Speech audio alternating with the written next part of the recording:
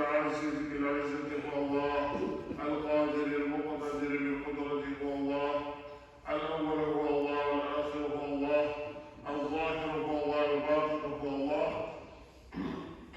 قبل كل شيء هو الله وبعد كل شيء هو الله، وأشهد أن لا إله إلا الله وحده لا شريك له، وأشهد أن محمدا عبده ورسوله صلى الله تعالى عليه وعلى آله وأصحابه أجمعين. الله تعالى أعوذ بالله من الشيطان الرجيم. قل هل يستوي الذين يعلمون والذين لا يعلمون وما يتذكر إلا أولو الألباب. Allah Teala ayet Allah'tiniz bulanlarla bilgenlerle bilmeyenler hem akıl yerlerinden şundan ibret olurlar. Bu günde bütün dünya ilim günü bilgili hem ayrıca İslam ilim alığa hem ilimge tutuluğa zor ahamiyet verir. Hem bizler için, Müslümanlar için bu gün o bayram günü, çünkü o Allah'a yakınayda turan şaralarının birisine ayak basıp yolu buldurar. Eğer şu yol Allah'a yakınayda turan olsun için bu ilim birinciden Allah Teala kuşkan ilim, ikinciden Allah Teala rizalığı için alınan ilim olurlar. Allah Teala bu dünyanı bizden için var etti. Bu dünyada bütün mahluklarını kişi yaşarsın için tertipte saldı. Hem şu dünyanın şu varlıktan yaşamıyla tertipte sağlanan yönü bu kişinin şu dünyanın dürüst kullanılan hem şu dünyanın yine hamiyetlisi şu dünyanın var edici bir Allah var ikenliğine delil bulup duruyor onlara yerden tuturan bilimler. Şu an buraya mertebe varanda bağlar fizika, kimya, biyoloji, geografi, başka türlü fenlerle öğrengenler bu Allah Teala mahlukları, bu Allah Teala yaratkan zatlar, Allah Teala bunları bizim için var iken biz şu dünyada yaşam için var iken o kısalar onların ikinci türlü var, hem şu olarak da onların Allah karşılamaları da ikinci türlü var. Hem şu vakitte bizim de medreselerde şular Rusya Federasyonu zakonlarına negizlenen rivayetinde birinci sentyabr günden okullarını başlayız. Bu günden beri bizden gündüzge konu başladı. Hem oktyabrdan bizden yakşamda başlangıç bilim hem devam ettiği kişki hem şiddet ruhu ilimleri alına başlayıp şu an bu ilim alını biz özümüz için tiyişlidir. Allah Teala bizge kuşkan ayırdır onlar özümüzde, bağlarımızda, ata-analarımızda, ailelerimiizde, tuhanlarımızda şartlı ilim alıp hem Allah Teala rizalarına ilişki yoluna basit inşallah. Allah yetişisi sallallahu aleyhi ve sellem من سلك طريقا يلتمس فيه علما سهل الله له طريقا الى الجنه. Kim Allah bilimin yoluna bassa Allah Teala bilimin alam deyip yoluna çıksa Allah Teala o kişiye cennette yolunu jiyileyter. Hem o ayrılıp ötken şakada onun için ferişteler jin yüzündeki mahluklar hatta okyanlardaki balıklar da onun için dua kılıp durar. Allah Teala ona mağfur ettiği turar. Şu an Allah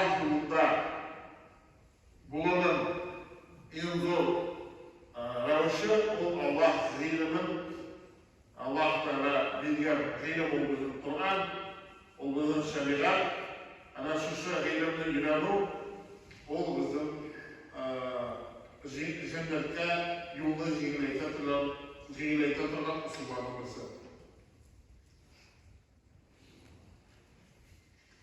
Allah Teala وَلَقَدْ آتَيْنَا دَاوُودَ وَسُلَيْمَانَ عِلْمًا وَقَالَ الْحَمْدُ لِلَّهِ الَّذِي فَضَّلَنَا عَلَى كَثِيرٍ مِنْ عِبَادِهِ الْمُؤْمِنِينَ. Allah Teala şunlukta biz Davud hem Süleyman'a ilim girdik. Hem onlar ayetler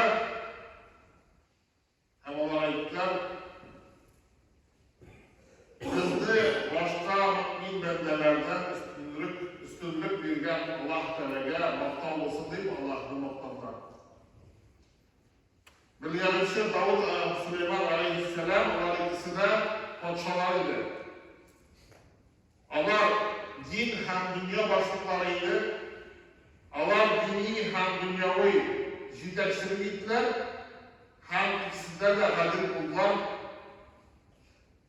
Hem de şu faziletli bizge bilgen Allah Teala'ya şükür ederiz deyip Allah şükür etmişi buldular. Hem bu fazilet deyip atadılar şu bilimde. Yani dini hem dünyavi bilimde Allah ikisi birge. O fazilet, o üstünlük. Eğer kişiler dinine ilim olsa, o da ciddi. Çünkü dünyada yaşamaya girer. Eğer de dünyavi ilim olsa, o da ciddi. Çünkü bizde dini vazifelerimiz var. Şu an kadar her bir kişiye farz olan dini bilimle olup, hem uzun ihtiyacı kanaatlarlık, dünyavi bilim olup, uyuştur oldular.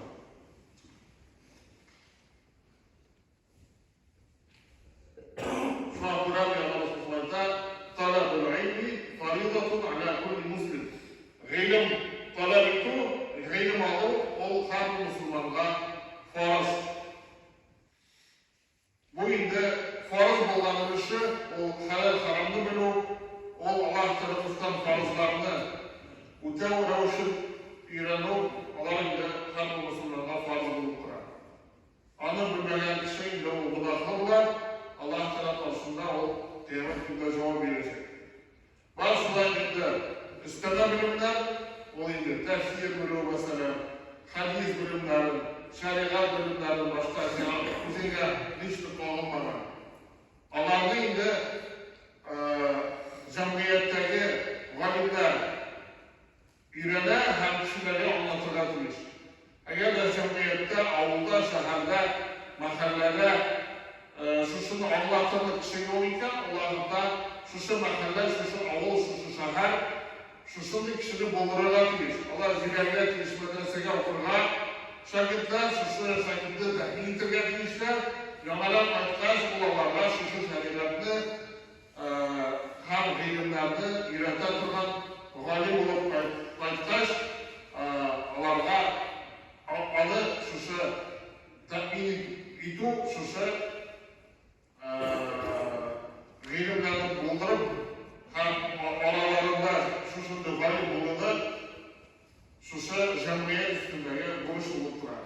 Hem şuşu cemiyet anı tatmin etmese, cemiyet anı varlıkta tuturmasa, o cemiyet varsı da bıraklı bular. Eğer de Kilgen sorularla cevap verilmek kişi bulmazsam, mahallede ise avulda. Olarlıkta varsıdan bırakıldılar.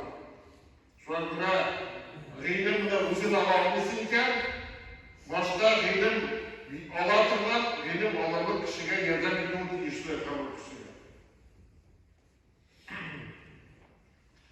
Hamsılar ilim alıp, o peygamberlerinin mirası buldular. إن العلماء هم ورثة الأنبياء إن الأنبياء لم يورثوا دينارا ولا درهما إنما يورثوا العلم. Peygamberimiz Sultan'da galimler olan peygamberlerin varisleri, yani peygamberlerin işlerin devam edişleri. Peygamberler olan dirhem, dinar, akşa, altın kaldırmadan miras edip, onlar ilim kaldırırlar. Galimler şuşa ilimini alırlar, hem kişilerle zikirlerler. Avam peygamberimiz olsan peygamberlerinin devamçıları.